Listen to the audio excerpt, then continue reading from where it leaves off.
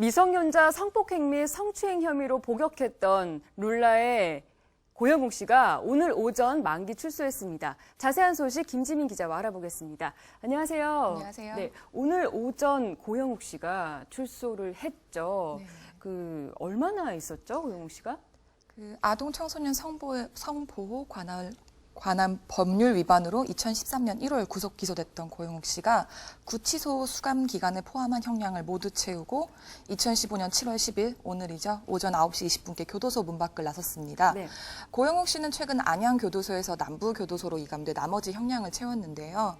고영욱 씨는 지난 2년 반 동안의 수감 생활에 대해 모범이 돼야 하는데 무리를 일으켜 죄송하다. 수감돼 있는 동안 반성의 시간을 가졌다. 이제부터 새로운 마음가짐으로 바르게 살겠다. 죄송하다라고 밝혔습니다. 네, 고영욱 씨 참 많은 팬들이 좀 실망하기도 했었잖아요. 정확하게 어떤 이유로 이제 구속이 됐었죠? 네, 고영욱 씨가 미성년자 성폭행 혐의로 경찰 조사를 받고 있다는 사실은 2012년 5월경 언론을 통해 처음 알려졌었는데요. 네. 한 케이블 프로그램을 통해 알게 된 피해자를 자신의 오피스텔로 데려가 술을 마시게 한 뒤 성폭행했다는 혐의였습니다.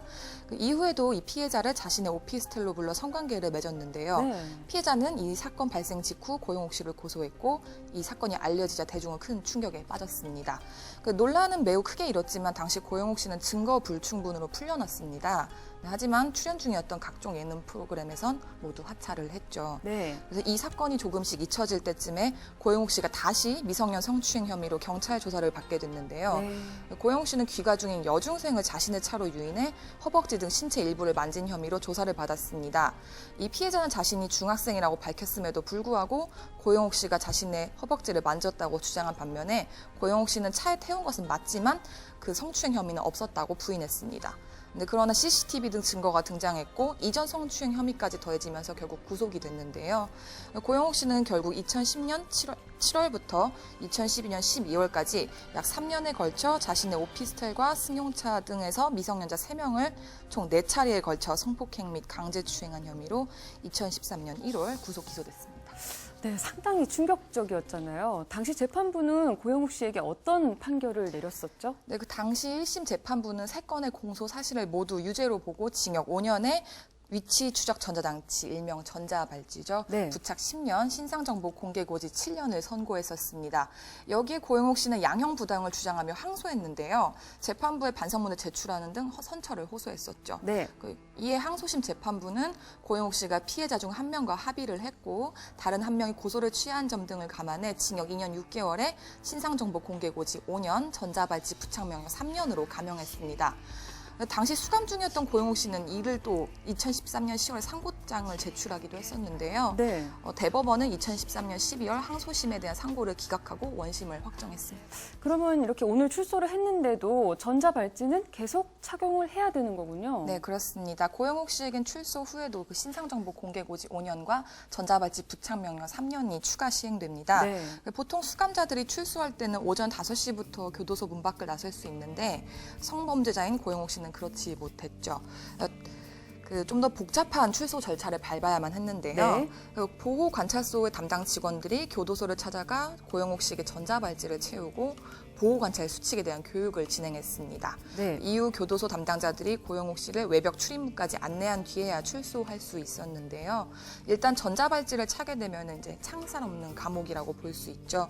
위치 추적이 불가능한 곳에 가면은 전자발찌가 경고 신호를 보내고 보호 관찰소에서 곧바로 확인 전화가 옵니다.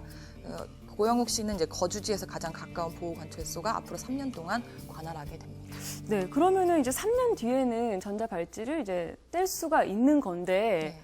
그때 방송 복귀를 시도를 할까요, 고영욱 씨가요? 근데 전자발찌 부착은 3년이지만 그 신상정보 공개 고지가 5년이기 때문에 네. 앞으로 5년 동안은 자유로운 활동이 불가능한데요. 앞서 사회적 무리를 일으키거나 범법을 저질렀던 연예인들이 자숙 기간을 가진 뒤에 복귀한 사례는 많았죠. 근데 고영욱 씨의 경우는 좀 다릅니다. 미성년자와 네. 관련된 법이어서. 고영욱 씨가 저질렀던 그 범죄가 죄질이 매우 나쁘기 때문인데요. 사실상 연예인으로서의 삶은 끝났다고 봐도 무리가 없을 것 같습니다. 네. 특히 이제 연예인 최초 전자발찌 착용이라는 오명은 아마 쉽게 지워지지 않을 것 같은데요. 방송 관계자들 역시 고영욱 씨의 방송 복귀 가능성은 거의 희박하다고 입을 모으고 있습니다.